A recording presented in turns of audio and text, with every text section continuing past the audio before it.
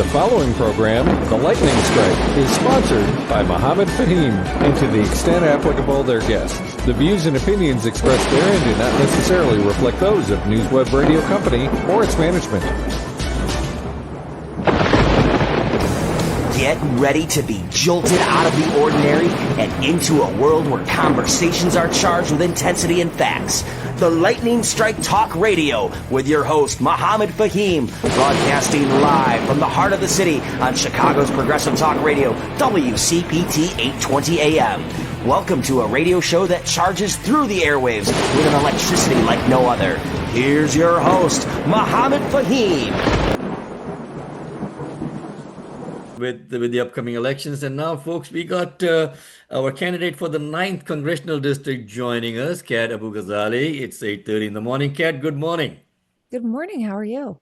I'm always good. Thank you so much for joining us. I know that they're keeping you busy with doing a lot of stuff out here now.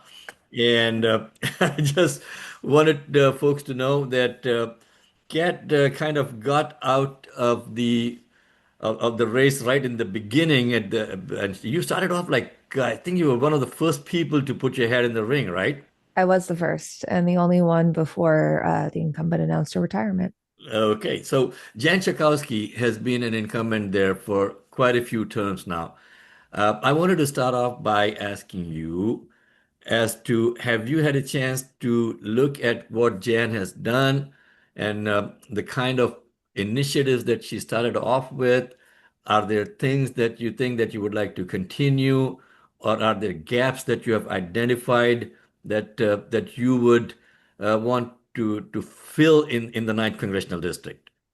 Yeah, I mean, she has been a progressive powerhouse for years. I joked with her one time, actually. So my grandmother was a Republican operative in Texas, and she hated Jan Schakowsky. And I honestly think that is the best endorsement of Jan's character she could have. One of the things that Jan's office is famous for nationwide is her excellent constituent services. So we want to keep her staff, bring them onto ours if I win, but also kick it up a notch and be the first office in the country with a chat feature to make constituent services more accessible, and create a full directory of in-district mutual aid and direct action programs. So that way we can help meet gaps that Trump creates in real time. So that way anyone can call us, anyone can contact us, and we can be flexible in addressing the threats he creates. That is one of the main things that I want to continue forward. This is a very progressive district, and I align with Jan on many things. I would say in the last 2 years, I would have voted differently in terms of votes to sell weapons to Israel. But as a Palestinian person, Jan has, which I am, despite how the lighting makes me look like a ghost in the fake blonde hair, Jan has stood for Palestinian rights since the early 2000s, since she got into office, in a way that many politicians haven't. So I would want to continue that legacy of peace. Awesome. So, Kat, I really want to switch gears a little bit over here now.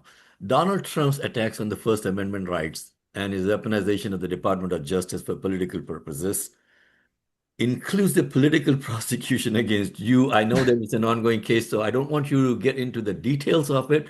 But what do you make of this attack on the First Amendment rights? I mean, my background is I'm a researcher and journalist that covers the far right. I expected this type of behavior. I didn't expect it so fast, or maybe to include my name at the top of the indictment. Okay. But this is clearly the president's effort to criminalize protest, to criminalize free speech, and criminalize freedom of association. This is just another step there, and it's abhorrent, but I'm gonna plead guilty and I'm gonna win. Well, I don't want you to get into the weeds on that one, but how important is it for our country to assert our rights under the First Amendment for freedom of speech? It's the most important thing we can do. I mean, there's a reason it's the first thing under our Bill of Rights. If we lose free speech, we lose everything. We lose everything under it. It makes your opinions conditional to whether they serve the administration. That is why So, like, the first attempt to scare us into silence here in Chicago is this terror campaign that ICE is waging on us.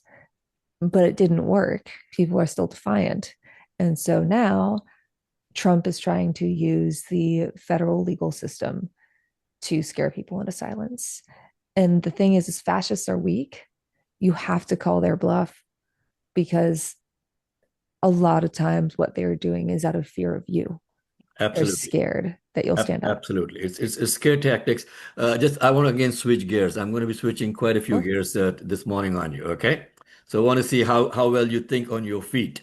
I love thinking on my feet, even if I'm sitting. Okay. So this boondoggle at the center now, our government has been shut down for almost a month or over a month now.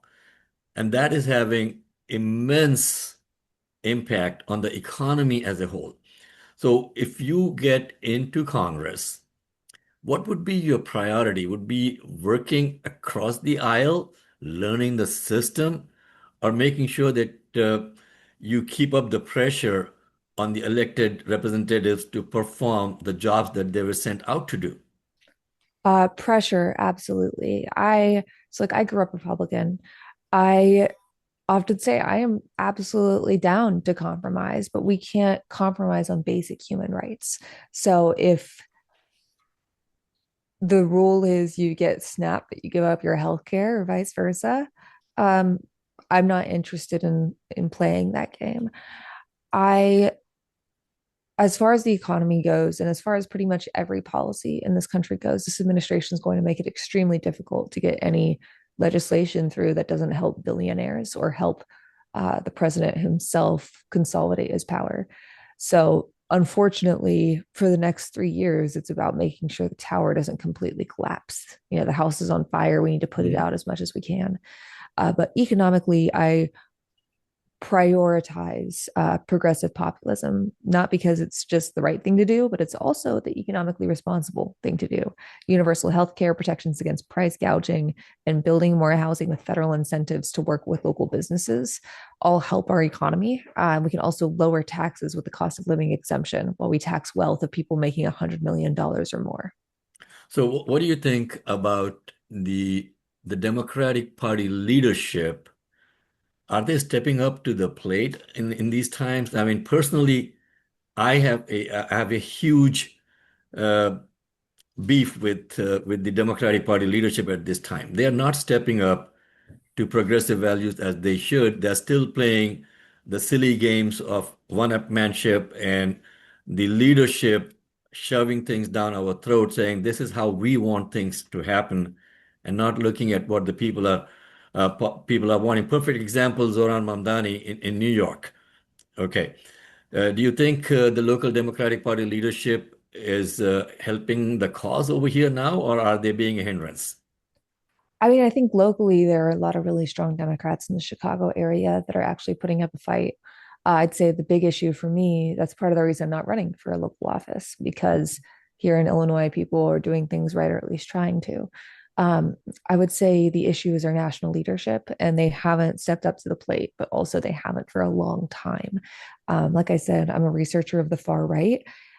I and my colleagues have warned Democrats about where this was leading. We told them about January 6th before it happened, Mhm. about COVID misinformation, about where the CRT, ESG, the DEI panic would lead. And it's right here.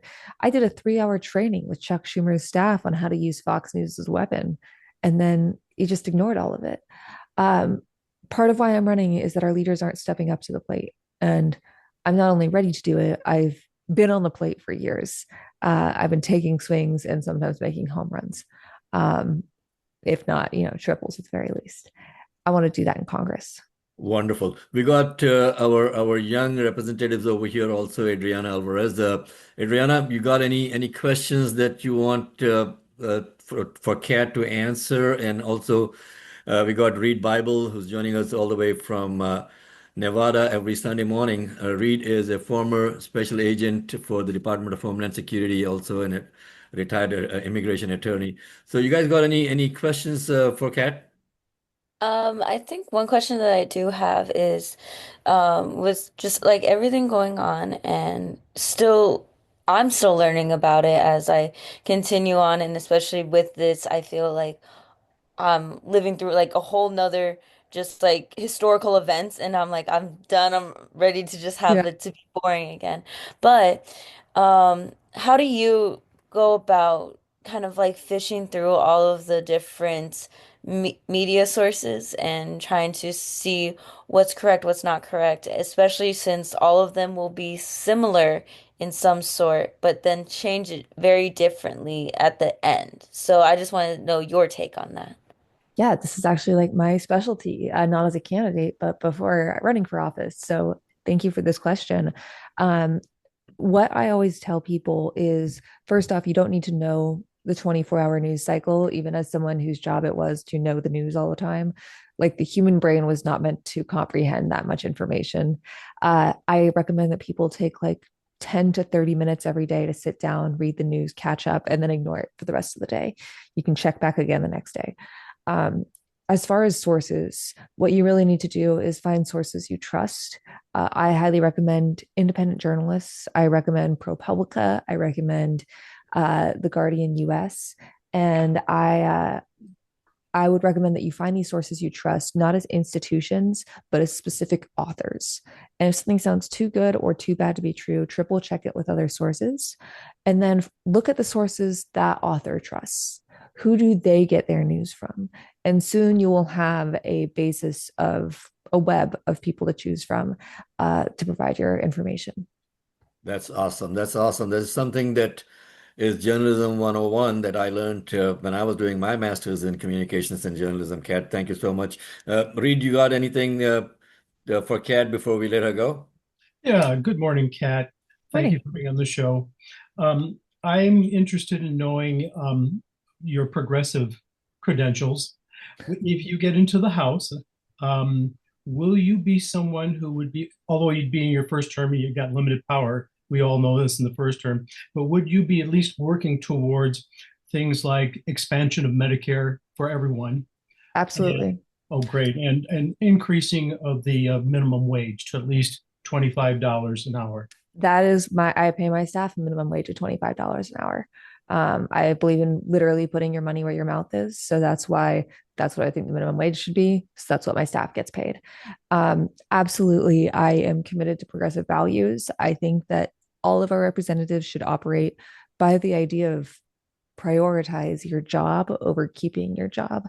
Um, I it feels like the Democratic Party is allergic to the idea of leverage. And part of the reason we're in this mess is refusal to go back to the true center, which is everyone can afford housing, groceries, and healthcare with money left over, and everyone has equal rights. And we've now moved to this center where we throw vulnerable people under the bus and billionaires have all the fun. So let's move it back there and focus on every single action moving us back to that center. Wonderful. Thank you so much, folks. That is Kat Abughazaleh. She is running for the Illinois Ninth Congressional District.